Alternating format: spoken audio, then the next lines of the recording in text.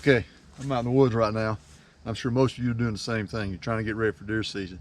But if you want a top 10 list of things that you need to do to prepare for deer season, I'm gonna give you 10 really quick items. I'm not gonna go into detail about it. It's gonna be 10 bullet points or items 1 through 10, however you wanna list it, on how you can get ready for this year's deer season.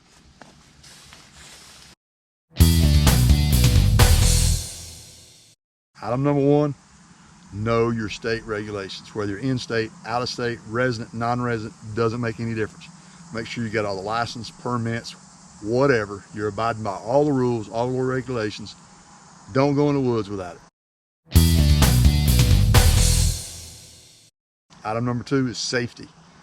You got to be safe. Practice all the safety features of your tree stand, your gun, your rifle. You know, years ago they had the hunter safety course. They still have it. If you need to take one for a refresher, or this is your first time hunting, take the hunter safety course. Be safe. You always want to go hunting, but you want to come back too. So that's item number 2 is safety.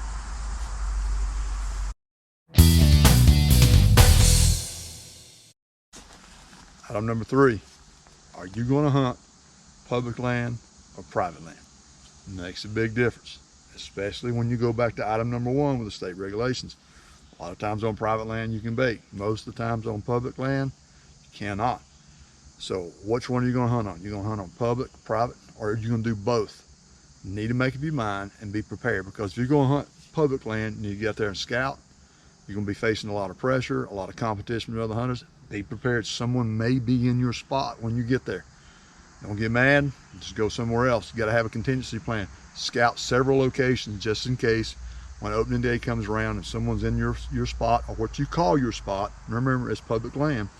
You've got a backup plan. For private land, you don't have to worry about that. But if you can go out there and do food plots, you can put out mineral licks, trail cameras, whatever else you want to do, and you put trail cameras on public land too. Just got to remember, someone may try to take it from you. A lot of trail cameras get stolen. So be prepared, make a decision, public, private, or both.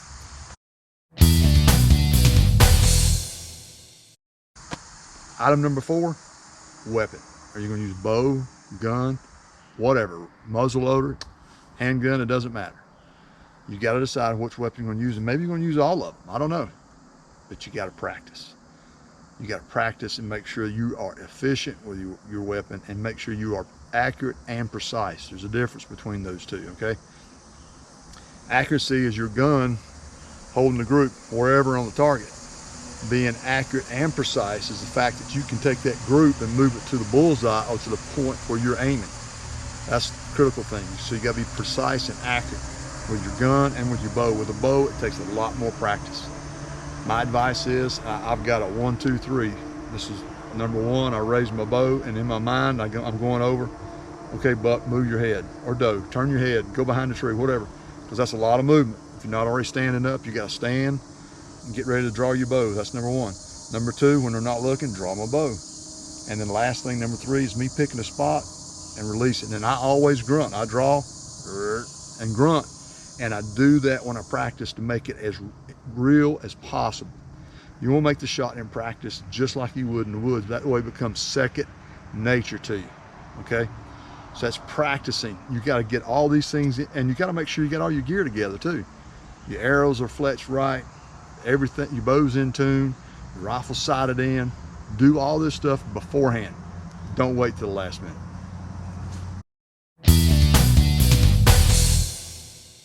Five, if I'm keeping track with these, is your gear. Now I said weapon, and I divided it out from gear, but you can bulk it all together if you want to. But when I'm talking about gear, I'm talking about the accessories.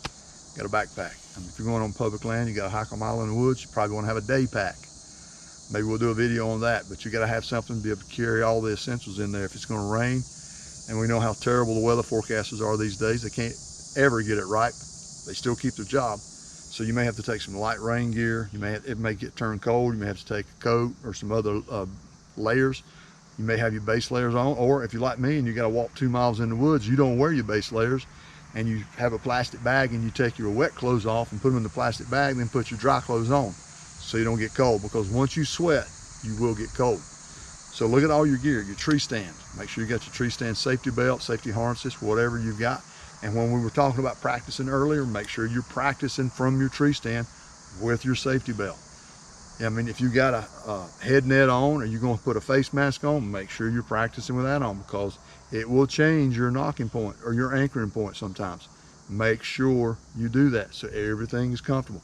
If you're wearing gloves, whatever it may be, make sure you're using all the gear you need to use. Go through all your gear, make sure none of it's worn out, broken, or needs repair.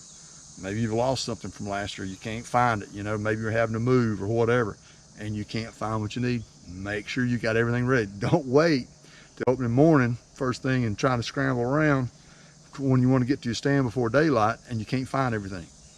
Plan accordingly, make a list. I have a list of items that I go over, I mark them off, and I know what I've got. So make sure your gear is ready to go.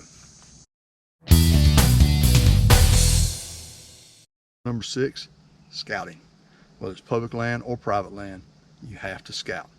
Now, I'm a big advocate of, if I know an area and I've been harvesting bucks that I like and I'm content with in the past and nothing has changed, so on public land, the state or whoever owns it hadn't come in there and done a clear cut, they haven't dug any roads or done a burn or anything, and everything's good, I don't go back in there.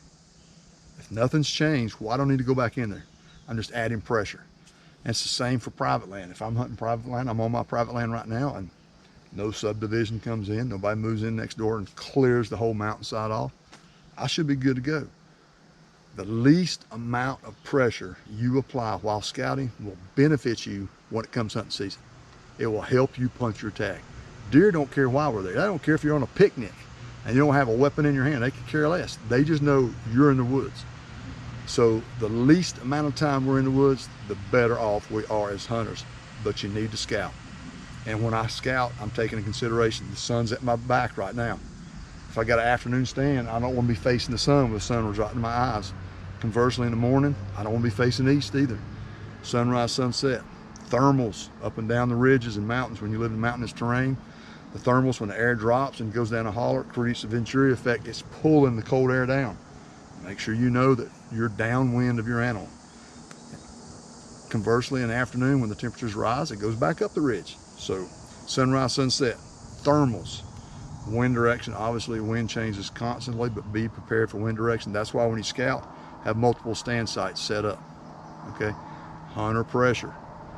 You got to be aware of that. Even on private land, you may have other people hunting around you. They're going to be pushing deer, but more specifically, on public land, you have to use pressure to advantage.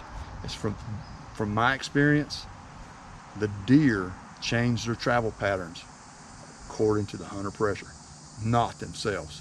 Before hunting season, they're just doing their normal routine. As soon as hunters come in there, it doesn't take but a couple of weeks, based on the data I've read, for deer to change their travel patterns. So don't forget about that.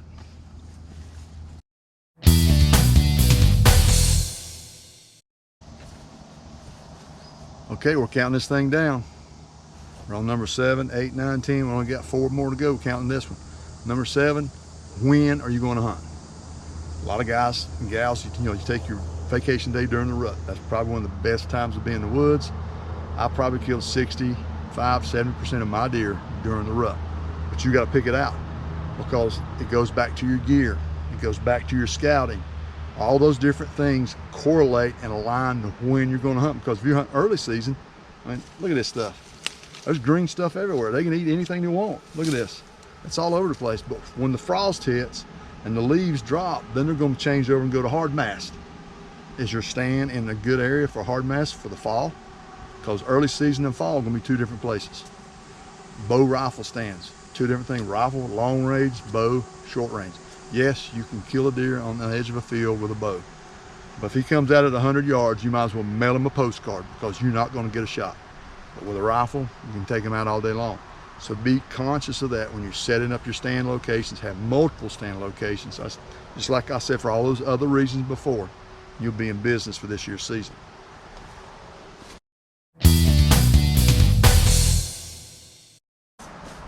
Okay, number 8. I touched on it just a little bit when I was talking about the date and the time. Because like I said, food sources change. The deer change. Estrogen levels get higher in the does. They go into estrus. Bucks come into the rut. They're doing different things. So stand location, number 8. is vitally important, especially like I said, when you correlate that to when you're going to hunt, what weapon you're going to hunt, and you're hunting on public or private land. So remember that. Multiple stand locations. I like hunting out of a climbing stand. I'm comfortable in it. Some people hunt out of saddle, some people hunt out of fixed position, ladder stands, tower blinds. I mean, the list goes on and on. But make sure you've got multiple areas set up with your stand. And like I said, go over those different items, and there's probably more you can add to the list when you set up your stand locations.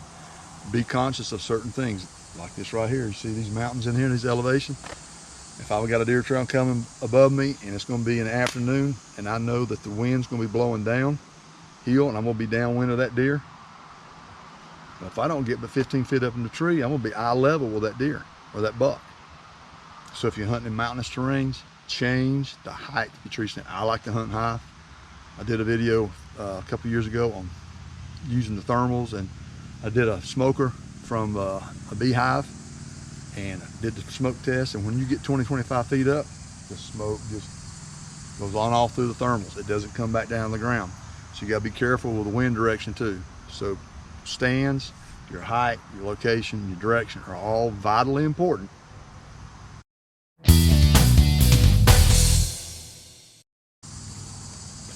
Okay, number 9, fitness. Hardly anybody talks about this. If you're gonna hike a mile into the woods and you're gonna have a backpack on, and I don't have hardly anything in it, I just had this water right here just a minute ago.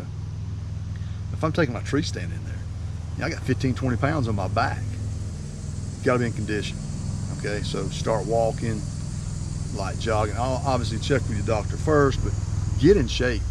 Do a little weightlifting, because dragging a deer is pretty heavy. Drag that dead weight. I like to debone my deer. I don't drag them anymore. That was years ago. It's just too much effort and too much time put into dragging a deer.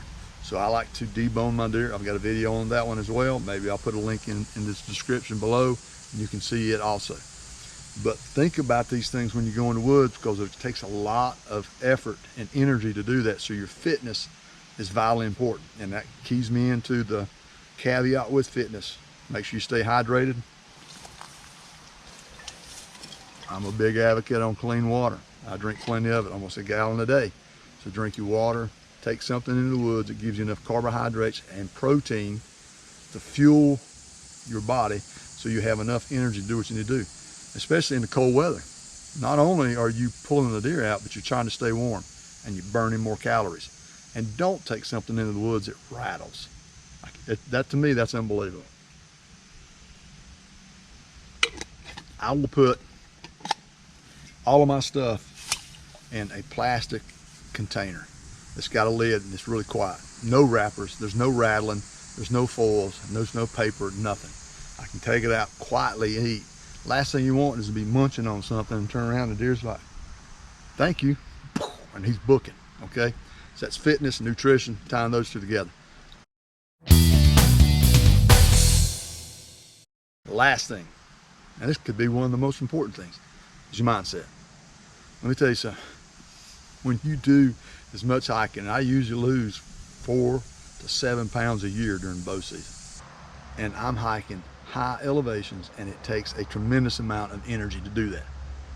And I'm losing weight.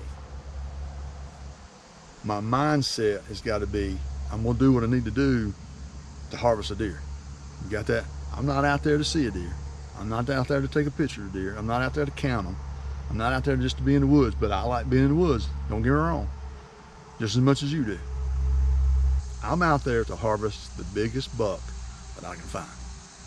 And that comes down to this mindset. And I didn't talk about this because we could talk about shot, but that's all in that practicing. When I said practice in a realistic mode, drawing back in the shot, one of the most important things is that shot. You've done all your scouting, done all your prep work, everything's right, the wind, the sun, thermals, yada, yada, yada. He comes through and you blow the shot. Mindset is you go over it in your mind mentally, you visualize yourself drawing back and shooting a bow, or squeezing the trigger and shooting that deer. Drawing, shooting, whatever it is, get your mind right. You're there for a reason. If you want to go outside, go do something else. Take a hike, go on a picnic. But when you're in the woods, and you're busting your tail carrying tree stands, and you're sweating and doing all this other stuff, and you're freezing your tail off, you're fighting the elements, you're getting rained on, sun's beating down, bugs are biting on you, I'm out there to get something. And my goal is to get the biggest buck in the woods. So there's the 10 things that I think that you should concentrate on that will prepare you for this year's hunting season.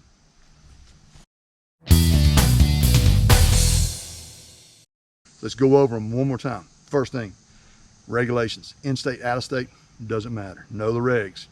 Number 2, safety. Safety's got to be number 1 in reality, but you can't go in the woods legally without the regulations. So safety's number 2. Number 3, public land or private. Decide where you're going to hunt. There's different implications for each one. What weapon are you going to use? Different implications for those too, especially when you go back and look at the regs. Look at the seasons. Seasons vary in each state. Okay, and there's different zones. Know your regulations. For 5 is gear. Make sure all your gear's in order. Have it together before opening morning and you're scrambling around and it's getting daylight out there and you just missed opening morning. Okay, so don't wait till the last minute on the gear. Scouting. Talked about that. Scout all the different areas. You got to know the area you're going to be hunting in and what it provides. If it's not providing what you need or you feel like the deer need, go somewhere else and scout. And that's virtual scouting as well as boots on the ground. I like virtual scouting. If I'm going out of state, I can pick out the saddles, the benches, etc., the water areas, drop a few pins, go straight to it. But boots on the ground does matter too. But remember this, keep your scouting pressure light. And don't scout if you don't have to. Date and time you're going to be in the woods, we talked about that early season, got a lot of green foliage. Deer can eat anything. They can eat anywhere. They can get up and walk 5 yards and get 5 pounds of food. That's all they need per day. In the fall, all this is gone. Now they're focusing on mass crops or crop fields that they have been harvested, whether it's corn or something else. So make sure you know what's going to be in the area for food sources on the date and time you're in the woods. Number 8, stand location. Number 9, fitness. Number 10, mindset. What are we there for? We're there to get a buck. And on my side, I'm there to get the biggest one in the woods. So I hope you like this. There's 10 items that you can use to prepare yourself for this year's deer season. The rest is up to you.